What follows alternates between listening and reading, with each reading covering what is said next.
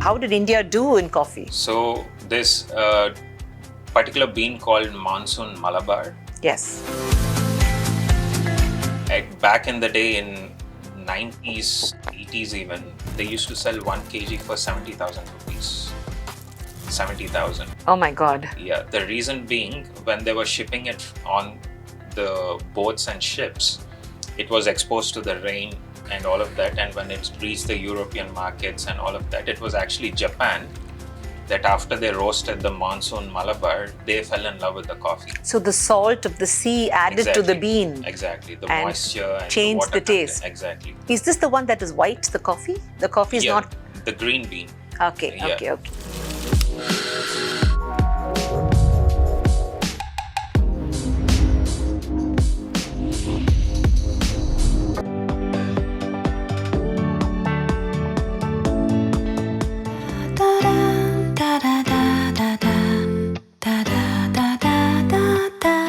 Hi. Coffee and love are best served hot. Hi, Isaac. Hello. Much happens over a cup of coffee. What do you think? Yes, it's very true.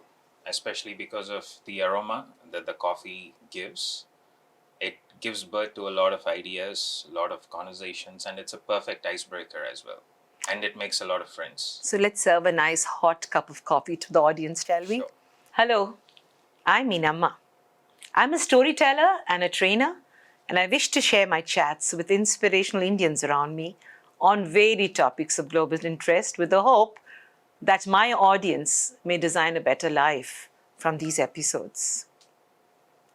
Each talk is an inward journey, like a hot cup of coffee. Come travel with me today to meet an extraordinary human being. Do watch this episode till the end and subscribe to Meet Meenamma on YouTube, Instagram, and other handles. Today, ladies and gentlemen, we are thrilled to welcome Isaac Jeremiah Yedla, founder of Bean Board, a groundbreaking coffee brand launched in Visakhapatnam in 2014. Together with his friends Tyler and David, Isaac has transformed Bean Board into a community-focused movement with over 10 outlets across Andhra Pradesh and has ambitious plans for global expansion into markets like Russia and the United States of America.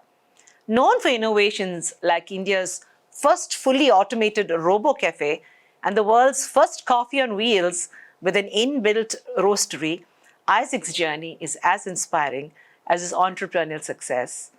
Originally from Guntur, he shifted from a career in 3D animation to social impact work with NGOs, empowering small businesses along his way. Currently, he also leads the Indo-Russian Robotics Assembling Unit and designs luxury men's accessories, all while remaining dedicated to creativity, uplifting community, and hot coffee. Hi, Isaac. How is it to be with Meenamma today? It's exciting. Tell me, Isaac, I read so much about you, isn't it? What inspired you to shift your career from 3D animation into a hot cup of coffee? I think right from childhood, I was very passionate to make coffees and teas back home. It all started when I was in 6th standard when I asked my mom for a cup of tea. She denied it because I was too young. And then I secretly saw her making tea. And little did I know that I'm going to be a slave of making chai from then on. Because everybody loved the way I make chai at home and coffees at home. I'm more into R&D. I always used to experiment with different biscuits in chais and coffees and all. So whenever our family friends or our relatives used to come, they always used to find the coffees or teas different each time they came. So all that compliments and all, they did play a small role. But it was when I got married, we went to the US, to Chicago. There we saw a very small cafe. So when I saw the couple running the cafe, that's when the childhood passion again got reignited. And the first thing I remember telling my wife is saying, once we go back to India, we are starting a cafe. And yeah, it's a long story short. I had to go through 42 no's in 6 months to get a space. Oh. And even for our first space, after 6 months, we saw the space at 1 a.m. So I got very frustrated. I was jobless for 6 months because I wanted to start a cafe. There was no plan B. For me, Beanboard was a do or die concept. Either I make it or break myself. So when we were coming from a wedding late night, I told my wife, I'll come home only once I find a space. So she said, just give me 5 minutes. She came back from home. She got into the car and she said, you drive wherever you want to go. I'll be sleeping in the car with you. So the first space we saw was opposite HSBC. The 43rd place was opposite HSBC. Once we saw that, we went and met Narayan Uncle, the Mira collections owner, and he didn't agree first, but 14 days I had to go back to him every day. And finally, I think he kind of got soft-hearted and he said, okay, chalo, let's give you an opportunity. And the rest is history. Yeah, the rest is history. Bean Board. Oh, what a lovely name. How did that name come up? Bean Board. So it was by accident. So after we came back from US, the first person I shared about the cafe was with my brother-in-law, Tyler. So he and me, we were just sitting at home and we were talking and we were finalizing the finances and all that. And we were short of exactly 3 lakhs. So as we were talking, we were like, okay, let's go for a bank loan for 3 lakhs and all. So suddenly David walks in. So David used to have a surfing business back then. Yes. So his business wasn't doing good. So he came and he was very frustrated and he was like, what are you guys planning? And we said, we are starting a cafe. So he was like, all I have is 3 lakhs to invest. Can I be a part of it? I was like, jump in. Oh my God, God sent you a man with 3 lakhs. Exactly. That was the exact amount we were short of. Oh, wow. And his wife is a good baker as well. So his wife, my sister and my wife, all 3 of them used to help us with baking. So yes, those were our humble beginnings. And that's wonderful. How the board, being Coffee Bean, and since David was an American, he had to have a business visa. So because his surfing business wasn't doing well, we had to incorporate the board. The surfboard. So you actually got onto that surfboard and skimmed your way into success. I mean, this is interesting, incredible story. But tell me about robotic coffee. I'm very interested. You know, we've heard so much about coffee and stories and lots happens over coffee. But what is robotic coffee? So 2 years back, there was a friend of mine who came from Russia. She's Russia's second youngest MP in politics there. So she came, she was with us for 10 days. She was very inspired by our work and what we were doing. So she introduced me to one of her friends back in Russia, in Moscow, who makes these robotic cafes. So initially we spoke to them. So the robotic cafe it's 100% consistent. There's no human error and it can work 24/7.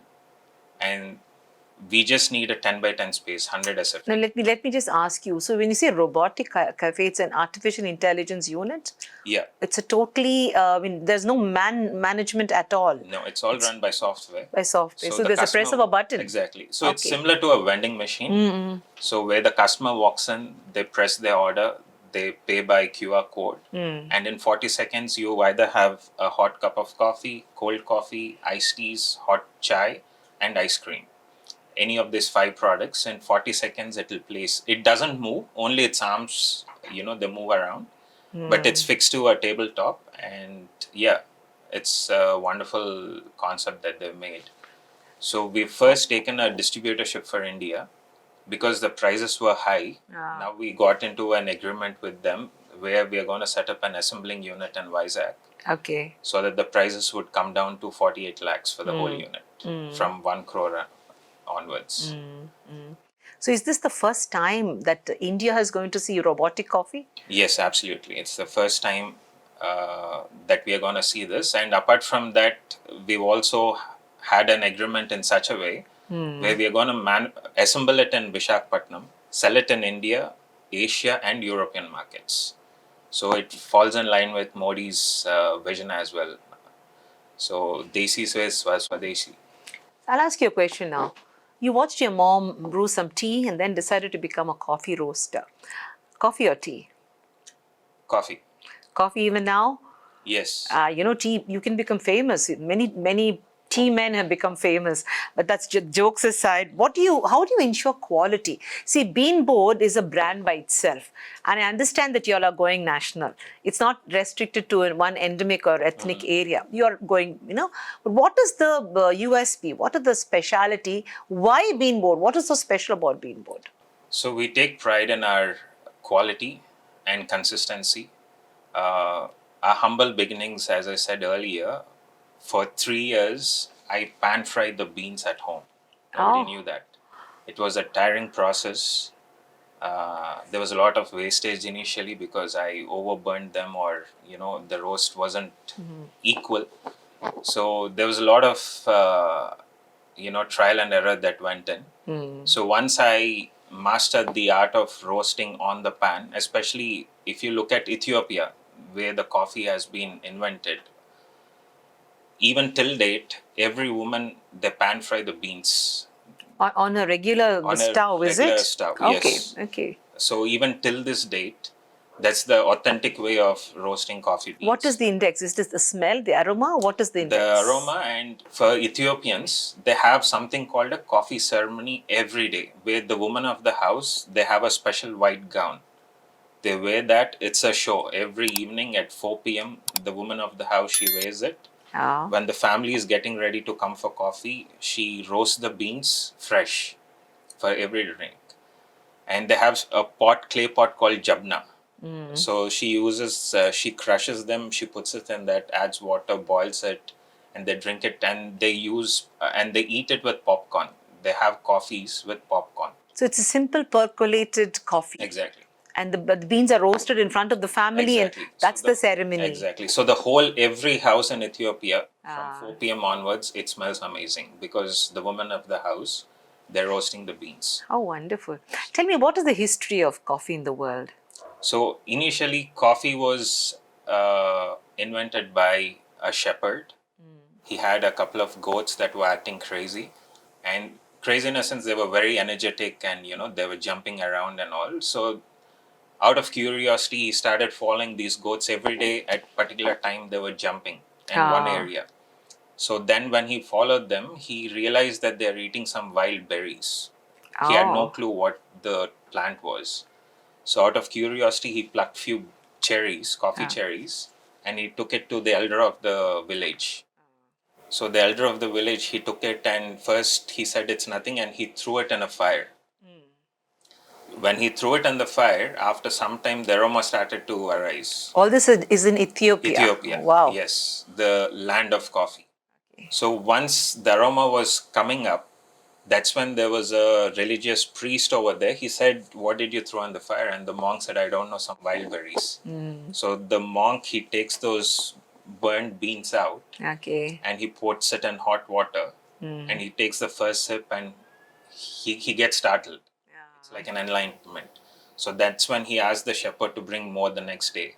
So the whole community, they roast it in the flame, not on a pan. They just toss it on the flames because that's how they realized, it has a nice essence to it. So, and from then it became a community drink. And those beans were called kaffa, I think, by the kaffa. Ethiopians, kaffa. Yes. So even now it is kaffa. It is kaffa, but unfortunately the name has been hijacked as Arabica. Oh, it's the same bean. It's the same bean. So what happened was, there was one guy from Yemen who wanted to take the plants, but the Ethiopians, they were very protective because they were like, we discovered something that the world doesn't have it. So they were very protective. So this guy, he smuggled 7 beans. In his beard. I saw the story somewhere, yes. So he goes to Yemen and he plants it in Yemen. And because of the Arabic kingdoms and all, they named it as Arabica. But the credit should go to the Ethiopians. Okay. So, and when did it reach India? Because India also was famous for coffee before 1971, if I'm right. So same from Yemen, there was a monk again called Babu Budan. He smuggled 11 beans or 12 beans in his beard. From Yemen? From Yemen he came to Coorg, the Karnataka, even till date. In Karnataka, there's a mountain range that is called Babu Budan Valley. That is the Mangalore area? Yes. Okay. That's the first coffee plants that have been planted in In India. India. Yeah. So the origin, so it was like a relay race. The baton was Yes, passing exactly. from one country to another, and then Yeah. India, lo and behold. But India led the world till very recently for coffee, isn't it? Yes. Tell us about the history of India. How did India do in coffee? So this particular bean called monsoon Malabar. Yes. Back in the day, in 90s, 80s even, they used to sell 1 kg for 70,000 rupees. 70,000. Oh my God. Yeah, the reason being, when they were shipping it on the boats and ships, it was exposed to the rain and all of that. And when it reached the European markets and all of that, it was actually Japan that after they roasted the monsoon Malabar, they fell in love with the coffee. So the salt of the sea added to the bean. Exactly. The and moisture and the changed water the content. taste. Exactly. Is this the one that is white, the coffee? The coffee is Yeah, not. the green bean. Okay, Yeah. okay. So they used to set. Now we have something called a grain pro bags that seals the water doesn't go into the bag and all. But back in the day, we didn't have all that. It was just the gunny bags or the other bags. So it used to take all the water and the moisture, the salt from the sea and all, and it had a very peculiar taste. That's why they named it monsoon Malabar even. So that was back in the day. It was the most expensive coffee in the world. They used to sell it for 70,000 per kg. Not a bag, per kg. They used to sell it for 70,000. So today, which is the most expensive coffee? The civet coffee. Tell us more about it. So civet coffee is also known as the civet poop coffee. Yes. It was again discovered in Malaysia and Indonesia, those areas. It started as a very nice concept earlier, but now there's a lot of animal cruelty that's going behind the scenes. Back in the day, the civets, they used to handpick the coffee cherries. Civet is a mammal that eats a different kind of food. Correct. But since this trend took over, the people, they've caged these animals And make them eat this. all they feed them is the coffee cherries. Not the ripe ones. They give them all kinds of coffee cherries, so they're force feeding them. But if you really want to enjoy the best civet poop coffee, you'll find it in Karnataka and Kerala, because over here we don't cage them. So we have civets here also. Yeah. Yes. So the Kupa Lavek coffee. Yeah. It's also available in Indian versions. Yes, in Indian version also it's there. Ours is more natural, because these, apart from eating their different foods, they come into the coffee plantation, they pick the best cherries they can, and in 4-5 hours they poop it out in the farm itself. So the farmers, whenever they find, so per kg you can buy it for 20,000 to 30,000. What is so special? I mean, is the digestive system of the animal made in such a way that it transforms the bean somehow? Exactly. So what happens in the civet's gut is the acids.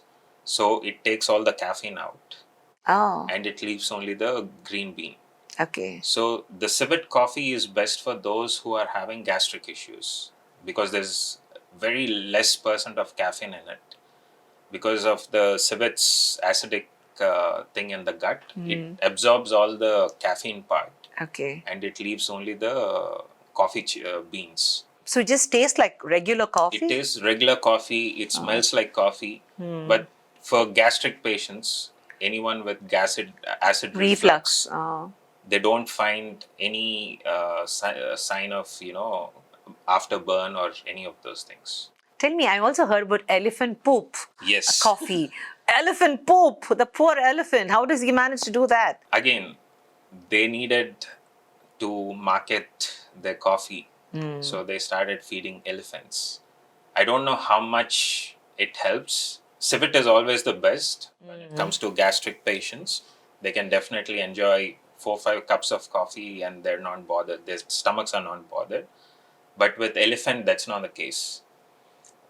Taste is again the same. It's just, I think, the a psychological mindset thing that, it's elephant poop coffee. I have a friend who cannot poop if he doesn't drink coffee. Oh my God. So when I think of elephant poop and civet poop, and my friend, he's a great guy, but jokes aside, Coffee has a lot of medical benefits. Many people say that coffee is good for the liver, especially black coffee. What is your opinion on this? Many doctors actually prescribe 3 cups of black coffee, and in many diets, it's part of the diet. What is black coffee, and how is it good for the liver? So, as you rightly said, black coffee is always good. You can even espresso. In Italy, very interestingly, Italy is a place where they invented the espresso, they invented cappuccinos, lattes, and all of these. People in Italy, they don't consume milk coffee after 11 a.m. The reason being, they say if you take a coffee with milk, it increases your digestion time. Oh. It doesn't help in digestion because you feel more heavier. But if you drink espresso or any of the black coffees, it helps in digestion and blood flow. Okay. It also helps in Parkinson's disease. Okay. It delays it, or there's a lot of science behind it. Even the liver. So black coffee is always good without sugar again. So black coffee is regular filtered out coffee without any milk or sugar, just by itself. Yes. And it is good for the liver. Yes. But people say it causes acid reflux. So this is for people with a problem of a gastric problem, or everybody can have a problem with black coffee, with it depends reflux? on how much you're having. There was once one of our customer, he took a large jar. A large jar is 6 cups of coffee. Oh. And I did warn him. I said, it's too much of caffeine. He's 6'4" in height, big guy. He said, I can handle it. For 4 days, his hands were shivering. He didn't sleep for 3 days. God. So later, he showed up after 1 week, completely worn out, beaten. So I did ask him, like, is this the caffeine effects? He nodded his head and said yes. Yes. Oh my So God. anything too much is not good at the end of the day. I hope that you guys are enjoying this discussion, because I'm having a great whale of a time. Subscribe to Meet Meenamma, then you get more of such wonderful discussions. But right now, I want to know more about, your global expansion. I heard that you're going to go to Russia and the USA with the Bean Board. So India, Russia, USA, what's the plan about? So in Russia, as I said, I've got a lot of friends. And in US, I've got my, we have a family there as well. And in Cincinnati, there's a town called Mason City. 70% of the population are Indians. Okay. 70%. That sounds familiar. Yeah, okay. It sounds familiar, and quite a few people are interested in taking a franchise now in the US. Okay. In Moscow, there are few people who are interested. This December, we are opening one in Moscow. And US, we are opening next July, August. In between, there's a new building coming up in Mason City. So once that's done, we'll be starting a roastery and a cafe as well over there. Now tell me about, now you talked about the Mangalorean Malabar coffee. Aruku coffee is an endemic coffee of these areas. I think it's very hyped. Frankly, I don't like Aruku coffee. But what is your opinion on the coffee that's available, Aruku coffee? So the problem with Aruku is the tribals are not teachable. They're not teachable? They're not They don't want to learn. They don't want to learn because for them, they come with a mindset saying, this is how our ancestors grew coffee. Who are you to tell us? We belong to the hills. So there, they have their own way of thought process. Whereas places like Bangalore and Coorg and all those people are eager to learn any new concept. Whereas in Aruku, now people are slowly, they're opening up to learning and all, but it's always been a challenge because of the tribal, them being tribals. At the end of the day, they have a stronger foothold over there. So, but now I think slowly people are, the young generation especially, they want to learn new things and they want to explore into new phases of coffee as well. But yes, the only problem with Aruku is people don't care about their plants much, left to the wild. So whereas if you go to Coorg and all these places, they won't let the plant grow beyond 7 to 8 feet. Whereas in Aruku, you see the same plant creeping to 20 feet. Does it make a difference in the bean? So the shorter the tree, the more rich the coffee is going to taste. Okay. Same with grapes. When you stunt the growth, exactly, you get the bigger, sweeter grapes. You get the so the growth auxins are all in the shorter variants. Okay. So the much shorter the plant, the richer the caffeine and all of that would be. Okay, okay. This is wonderful. We're talking about the younger generation. I'm so happy to see a young boy talking about coffee because for us it's an intellectual drink. You know, lots happens over coffee. So whenever you want to feel intelligent or you want to feel fresh, we South Indians always go in for the filter coffee. But today I see a whole lot of people. In fact, there is a coffee. There's a competition that happens. There are roasting competition, and people travel across the oceans to represent Indian coffee. Have you ever thought of doing this, representing your coffee across the waters, roasting? Because that's your specialty. Yes, at some point I am interested for that. For now, we are busier with the expansion and all that. Yeah, 5 6 years back, yes, it was one of my checklists that I wanted to do. I wanted to represent India on the international market. Now the vision has slightly changed. We want to be in the global foothold where we take the Indian coffee abroad. And at the end of the day, when the international people, they love our coffee, it's like winning a tournament as well. Tell me, there's so much advertising happening, and whenever we think of coffee in India, we think of Nescafe, but Nescafe is maligned. Of late, we are really hearing a lot about Nescafe. Tell us about the truth about Nescafe. So, no, apart from Nescafe, any instant coffee is not good for your health, because when you go to the curing works where they take the pulp out of the bean and all, there's so many defected beans that are there, either because of disease or some impact, climate impact at times. So those are called the triple B, BBB. BBB berries, correct. So it's called broken bits and what's the other B? Blacks. No company, not even one specialty company, would even pick them up for free. Okay. They're considered commercial trash. Trash, okay. So these big companies like Nestle or any of these big instant coffee people, they take it and they roast it to such an extent that they look just like charcoal. Okay. So there's no flavor in it anymore. It's Okay. completely burnt to the core. So what they do next is they add a lot of flavors to it, like your hazelnut. So that's why we get flavored coffee in instant coffee. Exactly. You don't get much of the aroma of coffee, but you get the flavors. Oh, The same with Starbucks. okay. Though they're a very big brand, Correct. their roast is called the darkest of all the roasts. And they add in a lot of flavors into their coffees. So same with the instant coffee scenario.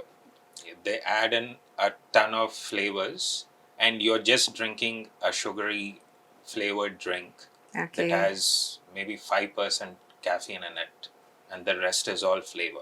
So next time we want to reach out for a refreshing cup, we should rethink instant coffee. Exactly. So we should spend a little time in percolating or brewing a cup of coffee. And which is your favorite coffee? So mine is always espresso, because it's the mother of all coffees. From espresso you can make any coffee. And now, because we are into the specialty coffee segment, we have something called a rum barrel coffee. Yes, I heard about it and it's very good. Yes, it is good. You get the taste of rum, you get the aroma of rum, but we don't add any rum in it at all. Yes. It's just we use the empty rum barrels. Yeah. We use specialty coffee beans in it, and we leave it for a couple of months. And after that, we sun dry it for a few days, and then I roast it back. Now tell me, what is the roasting process about, Isaac? I mean, it's like religion for you. Every time I visit your cafe, you're lost, engrossed in having an affair with that machine. What are you doing? I mean, what is roasting all about? So roasting is nothing about sharing the bean story. Oh. It's about sharing, it's about its origin.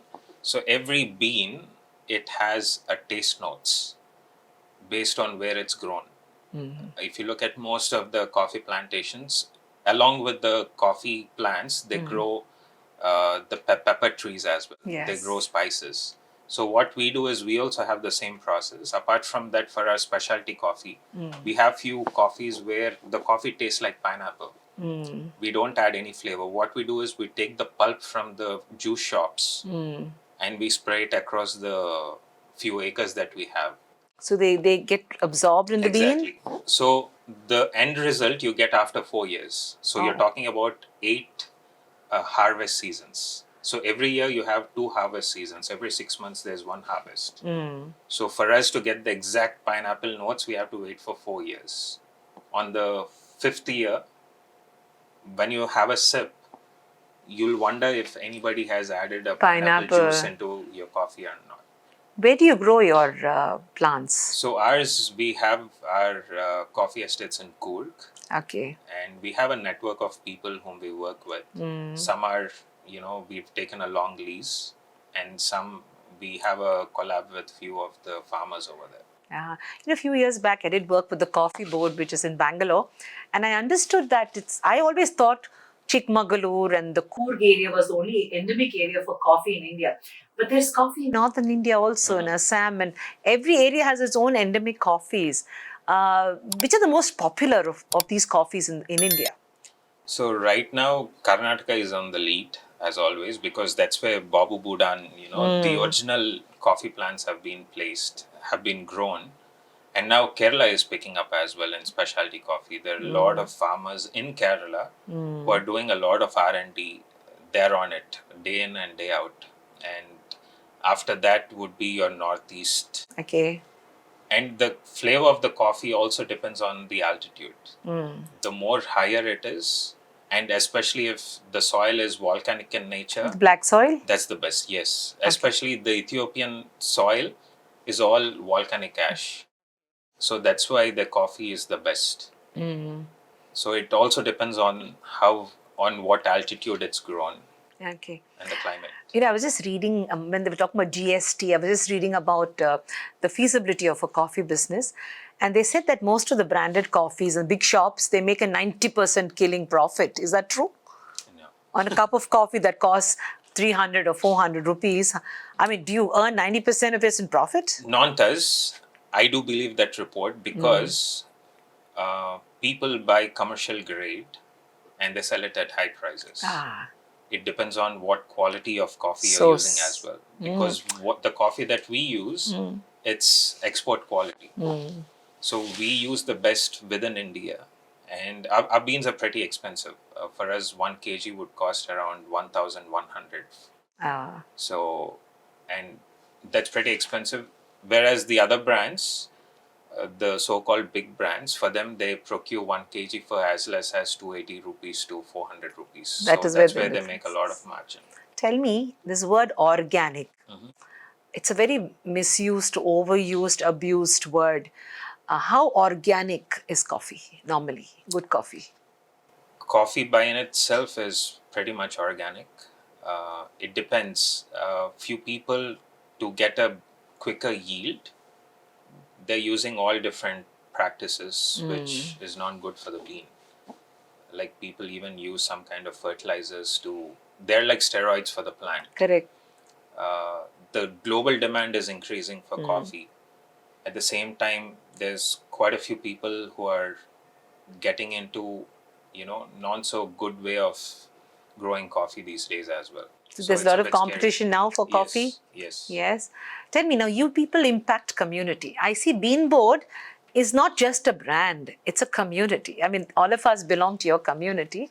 And recently I came for a coffee rave morning where we got high on coffee. I mean, we were dancing and having such a fabulous time.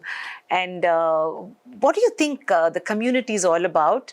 And can you give us one memorable instance of your community and how good you felt that day? Any good instance that you want to share with the audience? Yeah, there's one quote that I've written a long time back. It says, the heart of coffee is community, and the art of coffee is to build the community. Art and heart. Yes, they both go hand in hand. So we, since 11 years that we've started Bean Board, I do a lot of one-on-one counseling as well, especially among the drug addicts, especially the students. So when I sit with them, I talk to them as a friend, as a brother, more of a friend. I've realized that many of them have got used to drugs and pubs and places, in parties and all of that. So there was a bigger question for me always, like, okay, now this is a root cause. What best solution can we come out with, to have the youth enjoy in a healthy atmosphere? So I was talking to a friend of mine called Swarup Varma, the DJ. Yes. And then he said, why can't we do it at the cafe? It just started. And also the trend has started by then in Europe and all. So we started off with Swarup Varma and a few others joined. Yes, And yes. so there's the second time when we had the coffee rave, I got a very good response from the parents. Correct. I even could see parents dancing on one side and their children dancing on the other side. It was so nice to see Yes. that everyone was having healthy fun over Yes. coffee, and there was no room for any abusive substances over there and all of that. But tell me, isn't coffee also a drug? It's addicting. It's a good addiction, isn't it? Yes, it is a very good addiction for me, especially. Every day I have to have 2 cups of coffee. If I don't, I feel I'm lost, to be honest. So yeah, it's a good addiction. It keeps you more focused. It keeps you energetic. It keeps you exploring new things as well. Is it a myth that if you drink coffee, you cannot sleep? Because many older people say, if I drink coffee, I cannot sleep. Insomnia, is it caused by coffee? Yes. For the caffeine, after you drink coffee, the caffeine stays in your bloodstream for about 6 to 8 hours. So, especially after a certain age, I would recommend have your coffee before 6 p.m. Or if you still want to have coffee, for gastric patients or anyone above 50, have half cup of water and then have your coffee. So what happens is it gets diluted. Buffered. Yes, it gets buffered. Otherwise you'll be like those goats that ate those beans by mistake and you'll be jumping around. Exactly. Yeah. And, I also read that you do this luxury brand. Tell us about your luxury brand, the accessories that you do, and you're also marketing those accessories. Tell us about this brand. So after starting Beanboard, I designed a shoe for myself, and I got it made in Bangalore. And then I got a lot of compliments, and so many people have asked me to make a similar pay for them. And from then I just enjoyed. I'm created to create. I love to create new things. I vision something and I bring them to life. So that's how it all started. And we do carpentry as well. The furniture that you see in the panorama one was made by me. Yeah. So all of these businesses were born from Beanboard. Again, community. It's all about community. Tell me, Isaac, who is Isaac? Is he the guy who roasts the beans? Is he the guy who talks to the machines when I see him? Is he the guy who communicates to drug addicts and tells them to get off their paths? Is he the guy who writes those amazing songs and poetry? Is he the guy who makes those shoes and accessories? Who's Isaac? A bit of everything that you mentioned. Yeah. Again, as I said, my calling, I always believe, is I'm created to create. Since my childhood, everybody has called me a dreamer. Those who have known me, they've always called me a dreamer because I always used to talk big, more than my age and all of that. And yeah, I'm happy that I could do most of the things that I dreamed of. I'm living that dream as well. And there's still a lot of dreams that are in the pipeline. And I'm excited for those as well. Really wish you all the best. But what would you like to tell any new entrepreneur who wants to make coffee his business or her business? So I would always say to be involved from grassroots levels, know the subject, know the product, know your customers, and build a stronger team. And above all, do it with passion or not at all. It's wonderful to have you with me, and time has just flown by, but I think I'm missing my coffee after speaking to you. And for all those who are watching us, life is just like that, isn't it? We have to percolate through different layers of ourselves to actually get the dregs that mean anything to us. So like a cup of coffee, let us be fresh, hot and happening, and a lot can happen over a cup of coffee. A lot can happen over your life and my life.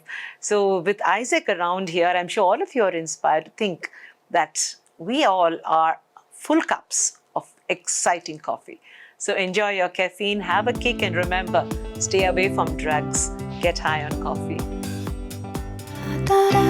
da da da da da.